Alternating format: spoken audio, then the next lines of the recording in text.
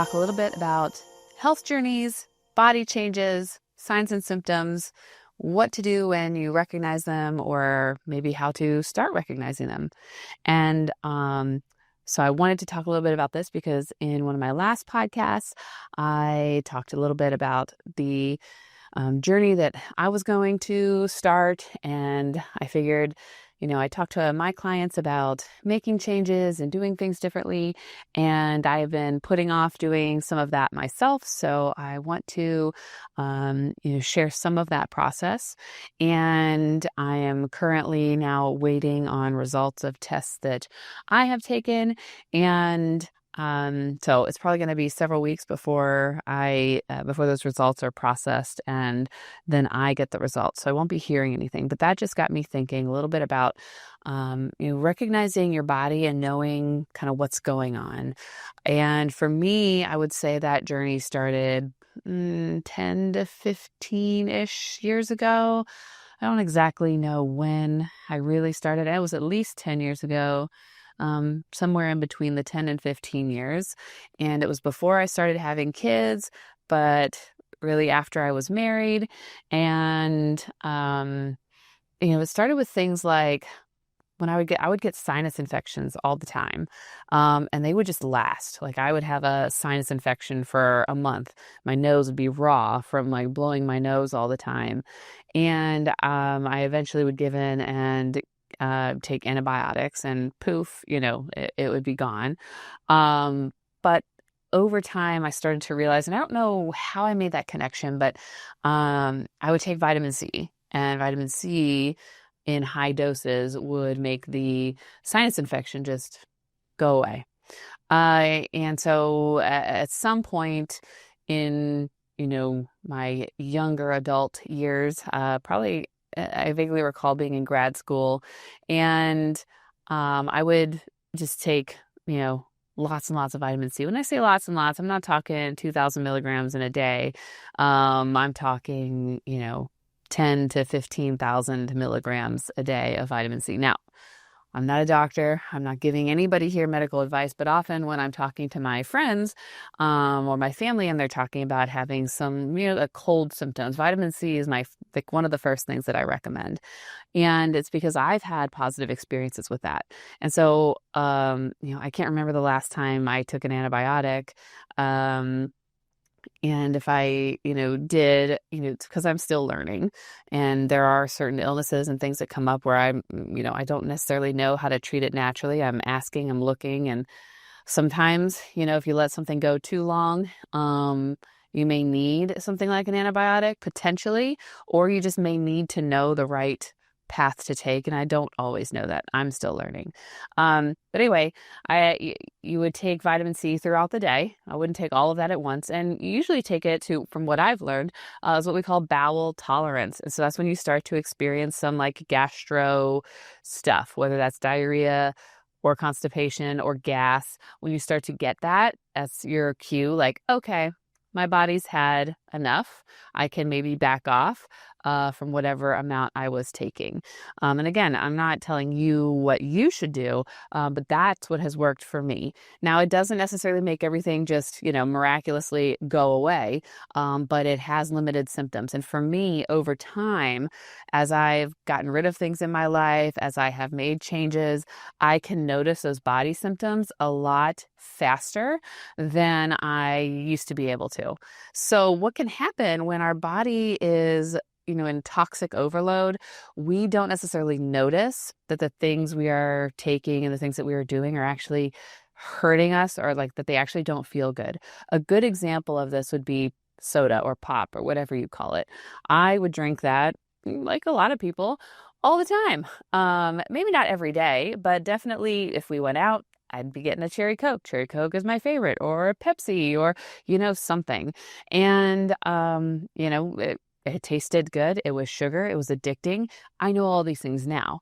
I'm still have a problem with sugar. That's a big issue for me. But I've gotten a lot better, and I can tell now, when it doesn't make me feel well. I can tell when to stop or if I've had enough.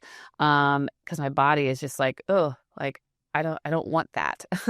And so that surprises even me. But when I slowly started to get rid of soda and I wouldn't drink it anymore, if I would have it, now if I do have it, I can tell right away that that was a mistake. So my body is saying, "Give me some. I just want it. I just want that soda. So I'll get it and I'll have, and I'll have a few sips or maybe more than a few sips." And then, I would say within a few minutes, I am like, "Oh, I shouldn't have done that." The mouth thinks, "Yes, this is amazing." But the body goes, shouldn't have done that. You're going to regret that. And I do. So I have personally noticed that. I know my husband has talked about noticing that when we take certain things away that we're just used to, and then we try to put it back, we try to do it again, your body, like those warning signs come up and they're like, whoa, hold on, cowboy. We don't want that anymore. Please don't take that. And so pay attention to that. So it's, when we say pay attention to your body, sometimes it takes a lot of, you got to look internally, you got to feel internally, or you got to not have something and be able to experience what life is like without that. So then when you try it again, you're going to know. Same thing can be like with coping skills, or recognizing feelings in your body, like body sensations, or recognizing emotions. Talking about that with clients, and some clients really struggle with being able to recognize what an emotion is, or what a body sensation is, or what to call things, because they just don't know.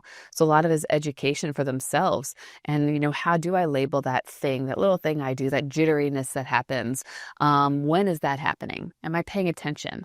Or do I just know it happens? Is it happening all the time? Because I'll hear that. Well, this is constant. Okay. Well, is it really constant? Or are there times where that jittery feeling is not happening? So let's pay attention to that. And what's going on in those moments where that jitteriness is away, is not around? And what's the difference? What is, when it's not around versus what it is around? What's going on there? And that's how we're going to help you, to heal some of those maybe more psychological things, that anxiety type of reactions. It's being able to tell what's going on inside of you and when it's happening and what triggers it. And for body and chemicals and things we're putting in it, it's the same thing. For me, I've only ever gotten my nails gotten the fake nails on, I would say less than, 10 times in my entire life. I think twice with the old school way, not the gel, was like where they scrape down your nails and put all those chemicals. And the very first time, it was like extremely painful. My nail beds hurt, my fingers hurt, like I needed Tylenol to help my hands not hurt after that. It was miserable. So, I think I only did that one other time, maybe two other times, I can't remember. And then the gel polish, I've gotten that done a handful of times or so, or maybe more, I don't know. But what I've noticed over the years is that as I've transitioned into a more, natural lifestyle, is that when I get those types of nail products, if I get nail polish just from the store that's not one of the healthier nail polish that is like, -5 or -10 or -12 or whatever, those are like the top chemicals that they use in your nail polish. If I use any of those, within a week or two of wearing the nail polish, my nails will be peeling, chipping, breaking. Right now, I have pretty long nails, and I would say they're pretty healthy.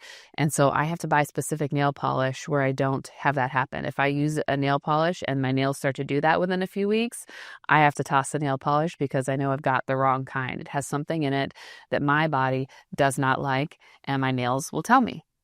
I was trying to think of other examples of things where I have recognized that.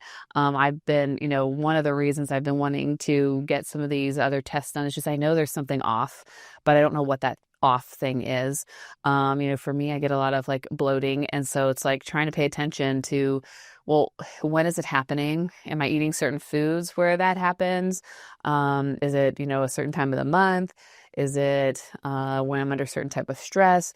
So for me, I'm just trying to notice some of those things on top of getting some additional tests that may tell me what changes I need to make in order to make those symptoms improve as well.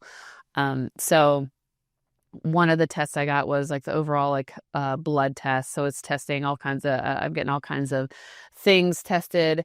I think it's called like your CBC, that's your normal. And then there were additional things on top of that, looking at some of my hormones and thyroid and other numbers that are just going to give some indication as to if there's any underlying issues that maybe we need to do further testing, or if there's other things we need to explore.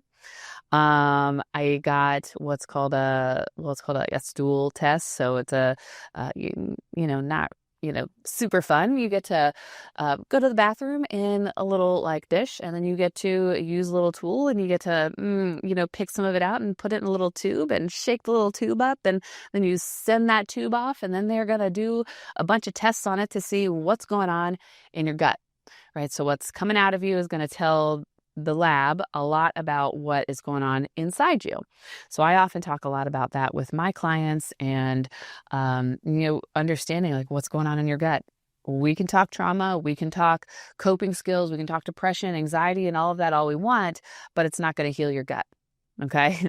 So I know some tips and tricks and things that I could encourage my clients to do where they're not necessarily getting testing, and that may help, but also that's just throwing a lot of guesses. That's like throwing spaghetti at the wall. Like, we can try all these things, but ultimately a test, in my opinion, is going to give you some answers and explore some things that are going on inside of you, so that the things that you're doing on the outside can have an effect on that. So that's going to look at like your gut microbiome. So is the bacteria, is it a good balance between the good and the bad, right? You still need both.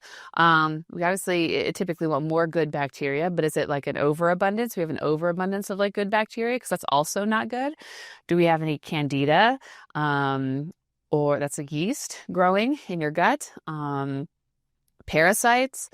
It may be able to tell, like, it can tell what you are digesting or not digesting, right? So if there's certain things in your stool that maybe shouldn't be there because your body should have digested it, well, then that's going to say, hey, there's some process going on inside where your body isn't able to digest and process certain nutrients as it should. And so we need to explore that. Infection, I believe it can tell if there's like infection. There's probably some other things that it's looking at where it can tell like what's going on inside your gut. And then I also got a hair mineral analysis. So my hair is straight. It's usually curly and I don't have to do anything to it, but it needed to be, clean and dry with, no products in it. I don't really use a lot of products. I use like a natural, they call it a hair lotion. And I usually just do that and scrunch my hair, and like I leave the house with it wet and it dries in an hour or so. But I did use a hair dryer to dry it so I could cut some hair off. Actually, my husband helped me cut my hair off because it's hard to see yourself cutting hair and all of that. So we took some hair from all around my scalp and we sent that in, and they will analyze that to see, what my mineral levels are at inside, and what, I'm not getting, should be getting, maybe have too much of. And so then again, I can change my diet or take certain supplements that are going to help with that and help me, get some of my balance more correct. And these are things that you can do. There are many providers out there who can do testing. Your medical doctor, your like primary care family doctor, potentially can do these things. The test that I am doing is through a nutritionist, and is through different labs, and they usually have them as like almost like a kit. So there's a bunch of different tests being run on the blood that you're submitting, or the stool, or the hair, or whatever you're submitting, or saliva. Whereas the doctor's office, it's typically like, well, what do you want to test? Do you want to get your, this one estrogen or your TSH, or do you want to get, your liver enzymes, or, it's not like a whole kit, like, hey, this test covers, like 25 things. So if you choose this one, we're going to test all 25. So what I do is I'll typically look up one of these examples of one of these tests, and I may talk to my client about how they can, talk to their doctor about the tests that are in, this certain kit, and see, 'cause maybe their doctor can get that covered by their insurance versus going to an outside provider to have them, tested, which likely would not be covered under your insurance. And so that is a barrier to treatment. And it, because it is pretty expensive. So, I definitely understand that, and why, testing sometimes needs to be done in your own way, and why we talk about other things that you can do to kind of assist in that process, or to make some, changes in your life that you don't necessarily have to have testing for, but will have a positive effect. So I've talked before on here about removing, certain chemicals and certain exposures from your life. And as you do that, you'll probably notice that you feel better. I, for instance, used to love, Bath and Body Works products. I, love going candle shopping.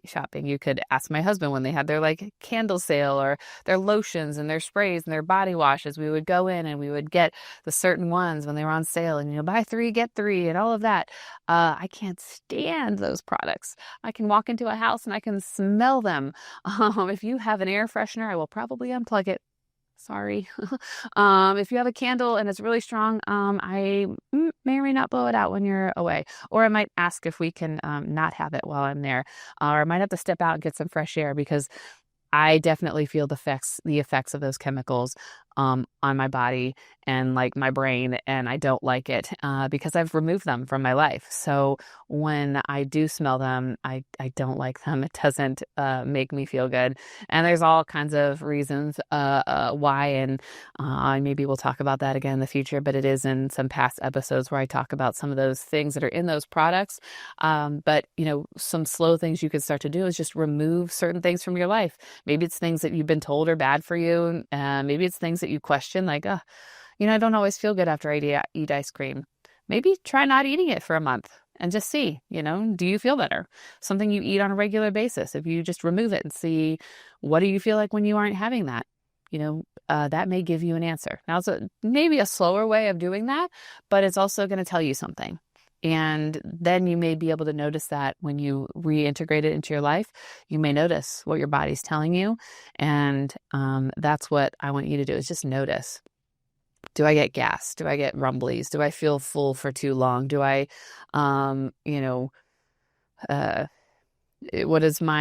I go to the bathroom, what is that like? Am I constipated? Am I not? Am I having regular bowel movements? The food that you eat is going to have an effect on that. It's going to have an effect on your mood. If you have acid reflux, you're not digesting your food well. If you're not digesting your food well, you're not going to, for example, create enough serotonin. If you don't have enough serotonin, you're going to feel potentially depressed. So just a simple issue as acid reflux can have that domino effect of how your mood, what your mood is. So if you've never thought about that, I encourage you to think about those things.